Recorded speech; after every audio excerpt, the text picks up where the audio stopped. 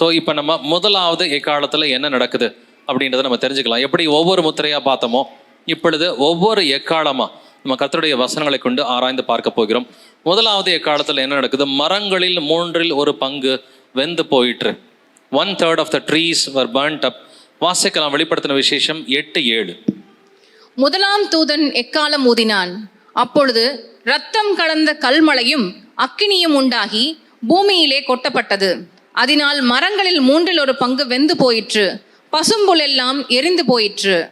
பூமியை படைச்சது கர்த்தர் தானே, மரங்களெல்லாம் உண்டாக்குனது கர்த்தர் தானே, பசும்புல்ல உண்டாக்குனது கர்த்தர் தானே. அவர் படைச்ச மரங்களை அவரே எதுக்கு அழிக்க போறாரு? அவர் படைச்ச புல்லை வந்துட்டு எதுக்கு அவரே? கர்த்தருக்கு ஏதாவது 1/3 மரங்களை வெட்டி போடுறதுல அவருக்கு ஏதாவது லாபம் இருக்குதா? அவருக்கு எந்த லாபமும் கிடையாது. அவருடைய கிரியையை அவரே அழிக்க மாட்டார், இல்லைங்களா? பட் இதுக்குரிய ஆவிக்குரிய அர்த்தங்களை நம்ம புரிஞ்சுக்கணும். முதலாம் தூதன் எக்காலம் ஊதும் பொழுது ரத்தம் கலந்த கல்மழை. ஸோ கல்மழைனா என்ன அர்த்தம்? ரத்தத்துக்கு நமக்கு அர்த்தம் தெரியும். மரங்களில் 1/3 வெந்து போயிற்று, பசும்புல் எல்லாம் எரிந்து போயிற்று. ஸோ இந்த 3 விஷயத்தையும் நம்ம தெரிஞ்சுக்கணும். ரத்தம் கலந்த கல்மழை என்றால் என்ன, மரங்கள் என்றால் என்ன, பசும்புல் என்றால் என்ன? இந்த 3 விஷயத்தை தெரிஞ்சுக்கிட்டாக்க இந்த முதலாவது எக்காலத்துக்குரிய அர்த்தத்தை நம்ம கண்டுபிடிக்க முடியும். ஸோ கல்மழை என்பது எதிரி நாட்டு படையை குறிக்கிறது. ஹெயில். ஸோ நிறைய நேரம் ஹெயில் ஸ்டாம்ஸ்லாம் அடிச்சு நீங்கள் பார்த்துருப்பீங்க இல்லைங்களா? ஆலங்கட்டி மலையெல்லாம் இப்போ ரீசெண்டாக கூட வந்துச்சு. ஆலங்கட்டி மலையில் வந்துட்டு கல் மாதிரி ஐஸ் கட்டிலாம் வந்துட்டு விடும். ஸோ இது கல்மழை என்பது ஆக்சுவலான கல்மழையை குறிக்கல. இது எதிரி நாட்டு படைகளை, யுத்தத்திற்கு வருகிற எதிரி நாட்டு படைகளை குறிக்கிறதா வந்துட்டு இந்த ஹெயில் ஸ்டாம்ஸ் அப்படின்னு சொல்ற வார்த்தை. வாசிக்கலாம் ஏசாயா 28 2வது வசனம் மற்றும் 17வது வசனம். இதோ திராணியும் வல்லமையும் உடைய ஒருவன் ஆண்டவரிடத்தில் இருக்கிறான். அவன் கல்மழையை போலவும் சங்கார பூசல் போலவும் புரண்டு வருகிற பெரு வெள்ளம் போலவும் வந்து கையினாலே அதை தரையில் தள்ளிவிடுவான். நான் நியாயத்தை நூலும் நீதியை தூக்கு நூலுமாக வைப்பேன். பொய் என்னும் அடைக்கலத்தை கல்மழை அழித்துவிடும். மறைவிடத்தை ஜலப்பிரவாகம் அடித்து கொண்டு போகும். திராணியும் வல்லமையும் உடைய ஒருத்தன் என்கிட்ட இருக்கிறான் அப்படின்னு சொல்லி எதிரி நாட்டு ராஜாவை பத்தி கர்த்தர் பேசுறார். திராணியும் வல்லமையும் இருக்கிற ஒருவன் இருக்கிறான். அவனை கர்த்தர் எப்படிங்க சொல்றாரு? அவன் கல்மழையை போலவும் சங்கார பூசல் போலவும் புரண்டு வருகிற பெரு வெள்ளம் போலவும் எதிரி நாட்டு ராஜா வருவான். எதிரி நாட்டு ராஜாவையும் அவர்களுடைய படைகளை பார்த்து கர்த்தர் என்ன சொல்றாரு? இவர்கள் திராணியும் வல்லமையும் உடையவர்கள், அதுவும் இல்லாமல் கல்மலையை போல அவர்கள் வருவார்கள். வந்து என்ன பண்ணுவாங்களாம்? பொய் என்னும் அடைக்கலத்தை கல்மலை அழித்து விடும். பொய் சொல்றவங்களெல்லாம் கர்த்தர் கொன்றுவார். எப்படி? அவர் வந்துட்டு கல்மலையை வச்சு, எதிரி நாட்டு ராஜாவை வச்சு, எதிரி நாட்டு படைகளை வச்சு பொய் சொல்றவங்கள கர்த்தர் கொலை பண்ணுவேன்னு சொல்லி இஸ்ரவேலுக்கு ஒரு வார்னிங் கொடுக்கிறார். இஸ்ரவேலுக்கு சொல்லப்பட்ட அதே விஷயம்தான் ரோம ராஜ்யத்துக்கும். கல்மலை என்பது அது எதிரி நாட்டு ராஜாவையும் எதிரி நாட்டு படைகளையும் குறிக்கிற ஒரு வார்த்தையாக இருக்கிறது. தொடர்ந்து ஏசாயா 30ஆம் அதிகாரத்துல 30 முதல் 31 வசனங்களை வாசிப்போம். கர்த்தர் மகத்துவமானவர், தமது சத்தத்தை கேட்க பண்ணி உக்கிர கோபத்தினாலும் பட்சிக்கிற அக்னி ஜுவாலையினாலும் இடி பெருவெள்ளம் கல்மழையினாலும் தமது புயத்தின் வல்லமையை காண்பிப்பார். அப்பொழுது தண்டாயுதத்தினால் அடித்த அசீரியன் கர்த்தருடைய சத்தத்தினால் நொறுங்குண்டு போவான். அசீரியன் கர்த்தருடைய சத்தத்தினால் நொறுங்குண்டு போவான். அசீரிய ராஜ்யம் எதை குறிக்கிறது? ஈராக் மற்றும் சிரியா. ஈராக்கும் சிரியா இருந்த அந்த பட்டணங்கள் தான் வந்துட்டு அந்த அசீரியன் கிங்டமா இருக்கு. அசீரியன் வந்துட்டு எப்படி கர்த்தர் நொறுக்கி போடுகிறார்? அக்னி ஜுவாலையினாலும் கல் மலையினாலும். ஸோ கல்மலை என்பது எதிரி நாட்டு இராணுவங்களை குறிக்கிறது. ஸோ த எனிமி சோல்ஜர்ஸ், இதுதான் வந்துட்டு கல்மலையா இருக்கிறது. ஸோ இதுல மரங்களில் 1/3 வெந்து போயிற்று. ஸோ மரங்களை கர்த்தர் வெட்டி அவர் என்னங்க பண்ண போறார்? மரங்கள் என்பது எதை குறிக்கிறது? பசும்புல் என்பது எதை குறிக்கிறது என்பதை நம்ம ஆராய்ந்து பார்க்கலாம். மரம் என்பது ஒரு ராஜாவை குறிக்கிறது. தானியேல் 4ஆம் அதிகாரம் படிச்சு பார்த்துக்குங்க. ஒரு பெரிய மரம் வளருகிறது. அந்த மரத்தை வெட்டி போடு அப்படின்ற ஒரு வார்த்தையும் வந்துட்டு வானத்திலிருந்து பிறக்கிறது. அங்கே வந்து நேபுகாத்நேச்சர் ராஜாவுக்கு என்னன்னு புரியல. சரி, வழக்கம் போல தானியேலை கூப்பிடுவோம் அப்படின்னு தானியேலை கூப்பிட்டு கேட்டால் தானியேல் என்ன சொல்கிறான்? ராஜாவே, நீங்கள் தான் அந்த மரம் அப்படின்றான். நீங்கள் தான் அந்த மரம்னு சொல்லி, மரம் என்பது ராஜாவை குறிக்கிறது. நிறைய குறுநில மன்னர்கள் எல்லாம் வந்துட்டு ரோம ராஜ்யத்தில் இருந்தாங்க. இந்த முதலாம் மிருகம் இருந்த காலகட்டத்தில் 10 ராஜாக்கள், நிறைய ராஜாக்கள் இருந்தாங்க. குறுநில மன்னர்களும் வந்துட்டு இருந்தாங்க. இந்த ராஜாக்களில் 1/3 கர்த்தர் சங்காரம் பண்ணுவதுதான் இந்த முதலாவது எக்காலத்தின் நிறைவேறுதலாக இருக்கிறது. வாசிக்கலாம் தானியேல் 4ஆம் அதிகாரத்தில் 20 முதல் 22 வசனங்கள். நீர் கண்ட விருட்சம் வளர்ந்து பலத்து தேசத்தின் எல்லை பரியந்தம் காணப்படத்தக்கதாக அதன் உயரம் வான பரியந்தம் எட்டினது. அதன் இலைகள் நேர்த்தியும் அதன் கனி மிகுதியுமாயிருந்தது. எல்லா ஜீவனுக்கும் அதிலே ஆகாரம் உண்டாயிருந்தது. அதன் கீழே வெளியின் மிருகங்கள் தங்கினது. அதன் கொப்புகளில் ஆகாயத்து பட்சிகள் தாபரித்தது. அது பெரியவரும் பலத்தவருமாயிருக்கிற ராஜாவாகிய நீர்தாமே. உமது மகத்துவம் பெருகி வான பரியந்தமும் உமது கர்த்தத்துவம் பூமியின் எல்லை பரியந்தமும் எட்டியிருக்கிறது. தானியேல் அந்த 4ஆம் அதிகாரத்தில் வருகிற இன்னொரு சொப்பனத்துக்கு நெபுகாத்நேச்சர் ராஜாவுக்கு அர்த்தம் சொல்றான் வந்துட்டு. ஸோ இந்த சொப்பனத்துல அந்த நெபுகாத்நேச்சர் ராஜா என்னத்தை பார்க்கறான்? நீர் கண்ட விருட்சம், ஸோ ஒரு பெரிய மரம் இருக்கிறது இல்லைங்களா? அதனுடைய உயரத்தை பற்றி பேசுகிறான், இலைகளை பற்றி பேசுகிறான், கனிகளை பற்றி பேசுகிறான். ஆனால் அந்த மரத்துக்குரிய அர்த்தம் என்னது? அது பெரியவரும் பலத்தவருமாயிருக்கிற ராஜாவாகிய நீர்தாமே. ஸோ ராஜாவே நீங்கள் தான் அந்த மரம் அப்படின்னு சொல்கிறான். ஸோ மரங்களில் 3இல் ஒரு பங்கு வெந்து போயிட்டுனாக்க அங்கே ரோம ராஜ்யத்தில் குறிப்பாக வந்துட்டு அந்த கிறிஸ்டியன் ரோமன் எம்பையர் இருக்கு இல்லைங்களா? வெஸ்டர்ன் மற்றும் ஈஸ்டர்ன் ரோமன் எம்பையர், அங்கே இருக்கிற 3இல் ஒரு பங்கு ராஜாக்கள் கொல்லப்பட்டார்கள். இதைத்தான் இந்த முதலாவது எக்காலம் குறிப்பிடுகிறது.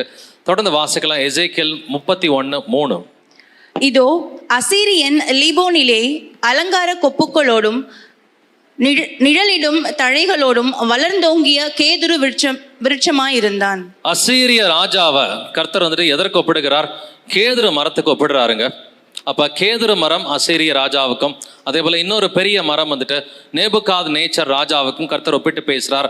மரம் என்பது ஆவிக்குரிய ரீதியில ஒரு ராஜாவை குறிப்பிடுது. Tree means it refers to a king. But அதே போல பசும்புல் எல்லாம் வந்துட்டு அதுவும் எரிஞ்சு போச்சு அப்படின்னு சொல்லி எழுதியிருக்கு இல்லைங்களா? புல்லை எதுக்கு கர்த்தர் வந்துட்டு எரிக்கணும்? ஸோ அவர் புல்லையும் எரிக்க போறதில்ல, அவர் மரங்களையும் வெட்ட போறதில்ல. புல் என்பது ஜனங்களை குறிப்பிடுவது. ஏசாயா 40:7 வாசிக்கலாம். கர்த்தரின் ஆவி அதன் மேல் ஊதும்போது புல் உலர்ந்து பூ உதிரும், ஜனமே புல். எவ்வளோ ஈஸியான இன்டர்பிரிட்டேஷன் பார்த்தீங்களா? ஜனமே புல், ஸ்ட்ரைட்டாக கொடுத்துட்டார். காமன் மேன், காமன் பீப்புள், பொது ஜனங்களை தான் புல் என்று கர்த்தர் பேசுகிறார். ஏசாயா 40:7 வந்துட்டு ஜனங்கள், பொது ஜனங்கள், காமன் மேன், இவனை தான் வந்துட்டு புல் என்று கர்த்தர் எழுதியிருக்கிறார். ஏசாயா 51:12 வாசிக்கலாம். நானே உங்களுக்கு ஆறுதல் செய்கிறவர், சாக போகிற மனுஷனுக்கும் புல்லுக்கு ஒப்பாகிற மனுபுத்திரனுக்கும் பயப்படுகிறதற்கும், வானங்களை விரித்து பூமியை அஸ்திபாரப்படுத்தி உன்னை உண்டாக்கின கர்த்தரை மறக்கிறதற்கும் நீ யார்? புல்லுக்கு ஒப்பா இருக்கிற மனுபுத்திரன்.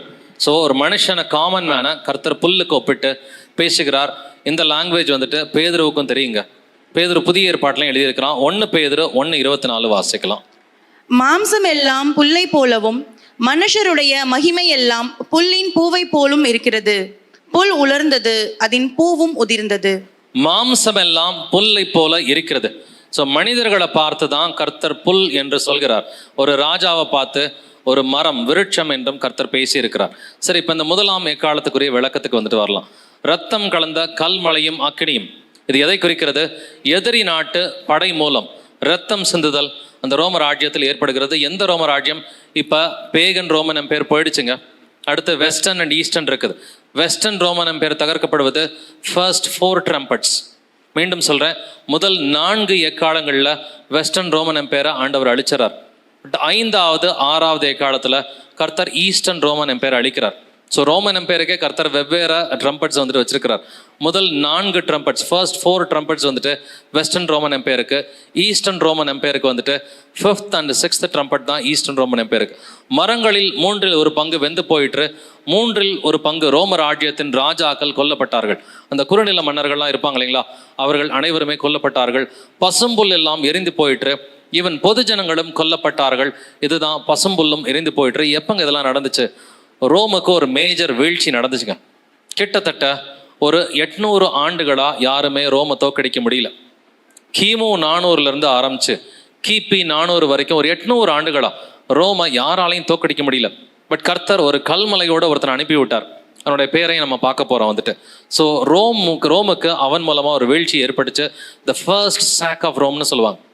இந்த நிகழ்ச்சி வந்துட்டு கிபி 410 ரோம் தோற்கடிக்கப்பட்டது வந்துட்டு வெஸ்டர்ன் ரோமன் எம்பையருக்கு விழுந்த பெரிய ஒரு அடி. பார்த்தீங்கன்னா 410 கிபி 410 வந்துட்டு ஒரு மேஜர் அடி விழுந்தது, the first sack of Rome. இதனுடைய காலகட்டம் கிபி 395 அந்த சீல்ஸ் எல்லாம் முடிஞ்சு இல்லைங்களா, அந்த முத்திரைகள் எல்லாம் முடிஞ்சது கிபி 395 முடிஞ்சு. So 395 to 410. ஸோ இந்த ஒரு 15 வருஷ காலகட்டம் தான் வந்துட்டு முதலாம் எக்காலத்துக்குரிய காலகட்டம். ஏன்னா இந்த ஒரு காலகட்டத்தில் ஆல்ரெடி எம்பையர் கிறிஸ்டியனாக மாறிடுச்சுங்க. எம்பையர் வந்துட்டு கிறிஸ்டியன் எம்பையராக மாறி western Roman empire, eastern Roman எம்பையர்னு சொல்லி 2 கிறிஸ்டியன் ரோமன் எம்பையர் வந்துட்டு இருந்துச்சு. அதனால தான் 2 இரும்பு கால்கள் என்பதை வந்துட்டு அந்த கிரேட் இமேஜில் வந்துட்டு பார்த்தோம். நேபுகாட்நேச்சர் கண்டு சொப்பனத்தில் 2 இரும்பு கால்களை வந்துட்டு பார்த்தோம். வெஸ்டர்ன் ரோமன் எம்பையருக்கு விழுந்த முதல் அடி தான் வந்துட்டு இது. இந்த ஒரு காலகட்டத்தில் என்ன நடந்துச்சுன்னு பார்த்தீங்கன்னா, முதல்ல நல்ல ராஜாவாக இருந்தால் தியோடோசியஸ் மரிக்கிறான். அவனுடைய மரணத்தோடு வந்துட்டு, ஏன்னா அவன் தான் பேகன் டெம்பிள்ஸ் எல்லாத்தையும் மூடி போட்டவன்.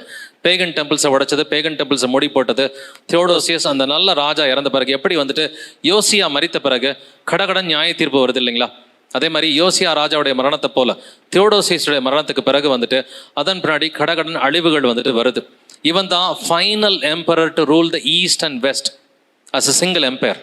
ஸோ கடைசியாக மேற்கத்திய ரோமராஜ்யம், கிழக்கத்திய ரோமராஜ்யம் ரெண்டையுமே சேர்த்து ஆட்சி செய்த கடைசி ராஜா அந்த தியோடோசியஸ் தான். ஸோ அவனுடைய மரணத்துக்கு பிறகு இந்த ராஜ்யம் 2ஆக பிரிக்கப்படுகிறது. Western Roman empire, eastern Roman empire அப்படின்னு சொல்லி 2ஆக பிரிக்கப்படுகிறது. அந்த கல்மலையை போல ஒருவன் இருந்தான் இருக்கலாம் இல்லைங்களா, அவனுடைய பெயர் Alaric. He is the leader of the Visigoths. Germanic ட்ரைப்ஸில் ஒரு ட்ரைப் பேர் வந்துட்டு விசிகாத்ஸ் வந்துட்டு. ஸோ அவன் தான் அந்த கல்மலையை போல இருக்கிறவன் அலரிக். அவனுடைய கூட்டங்கள் எல்லாத்தையும் கூட்டிகிட்டு வந்தான். அவங்களுக்கு பேர் பார்பேரியன்ஸ்ன்னு ஜென்ரலாக சொல்லுவாங்க. ஸோ இந்த பார்பேரியன்ஸ் கூட்டம் எல்லாம் வந்துட்டு அவங்க ஒரு இடத்துல பூந்தாங்கனாக்கா பயங்கரமாக சண்டை போடுவாங்க. ரோம ராஜ்யத்தை தகர்க்கிற அளவுக்கு ஆண்டவர் அவங்களுக்கு பலத்தையும் சத்துவத்தையும் கொடுத்துருந்தாரு. ஸோ இந்த இன்வேஷன் தொடங்கினது பார்த்தீங்கன்னா கிபி 395 தொடங்கிருச்சு. ஒரு 15 வருஷம் அவன் ட்ரை பண்ணி 1/3 இருந்த அந்த ரோம ராஜ்யத்தை வந்துட்டு அழிச்சு போட்டான். இந்த ஒருத்தை மட்டும் 1/3 இருந்த அந்த ரோம ராஜ்யத்தில் இருந்த ராஜாக்களை வந்துட்டு அழிச்சு போட்டான். குறிப்பாக கிபி 410 வந்துட்டு பார்த்தீங்கன்னா அந்த ஃபர்ஸ்ட் ட்ரம்பட் காலகட்டத்தில் கிபி 410 the first sack of Rome, அந்த ரோமனுடைய முதல் வீழ்ச்சி 800 ஆண்டுகள் கழித்து, first time in almost 800 years, 800 ஆண்டுகள் கழித்து முதல் வீழ்ச்சி ரோம் நகரத்துக்கு ஏற்படுகிறது. ஸோ இந்த starting event of the fall of the western Roman empire, இதுதான் ஸ்டார்டிங் ஈவெண்ட்னு சொல்லி சரித்திரத்தை எழுதுறவங்க எல்லோருமே சொல்லுவாங்க. சொல்லப்போனால் இந்த ரோம ராஜ்யத்தின் சரித்திரத்தை எட்வர்ட் கிப்பன் அப்படின்ற ஒருத்தர் எழுதியிருக்கிறார். எட்வர்ட் கிப்பன் அந்த காலத்திலே பல 100 ஆண்டுகளுக்கு முன்னாடியே ரொம்ப அழகாக அந்த ரோம ராஜ்யத்தின் சரித்திரத்தை எழுதியிருக்கிறாரு. அப்படியே பைபிளுக்கு சாட்சி கொடுத்த மாதிரியே இருக்கும், வெளிப்படுத்தின விசேஷத்துக்கு சாட்சி கொடுத்த மாதிரியே அவருடைய சரித்திரம் வந்துட்டு இருக்கும். ஸோ அந்த ஒரு காலகட்டத்தில் ரோமில் மட்டும் 8 லட்சம் பேர் இருந்தாங்க.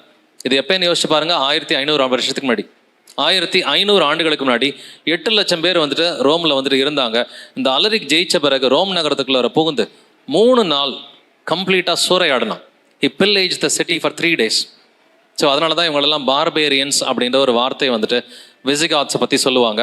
பட் அப்போ ஒரு போப்பும் கூட வந்துட்டு இருந்தான். அந்த போப் வந்துட்டு எங்களெல்லாம் வெற்றுப்பா அப்படின்ற மாதிரி. ஸோ போப்பு அந்த ஒரு காலகட்டத்தில் ரோமில் வந்துட்டு இல்லை. ஸோ அந்த ஒரு சண்டையெல்லாம் நடந்தப்போ போப் இன்னசென்ட் 1 அப்படின்ற போப் வந்துட்டு அந்த காலகட்டத்தில் ரோமில் இல்லை. வழக்கமாக பிரச்சனை வந்தால் போப்பெல்லாம் ஓடி போயிடுவாங்க. ஸோ அவன் ஓடி போன இடம் அந்த ராவன்னா அப்படின்ற ஒரு இடம். ஸோ அவன் அலரிக்கோட நெகோஷியேட் பண்ணுறதுக்கு ட்ரை பண்ணிக்கிட்டு தான் வந்துட்டு இருந்தான்.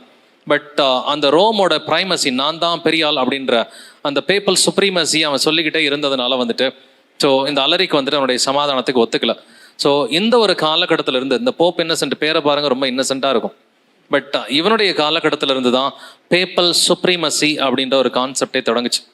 ஸோ அந்த பேப்பசின்ற கான்செப்டில் வந்துட்டு பேப்பல் சுப்ரீமசி, ராஜாக்களை விட நாங்கள் தான் பெரிய ஆட்கள் அப்படின்னு சொல்லி அந்த பேப்பல் சுப்ரீமசியை இவனுடைய காலகட்டத்தில் இருந்து தான் அதிகமாகவே எம்பசைஸ் பண்ண ஆரம்பித்தாங்க.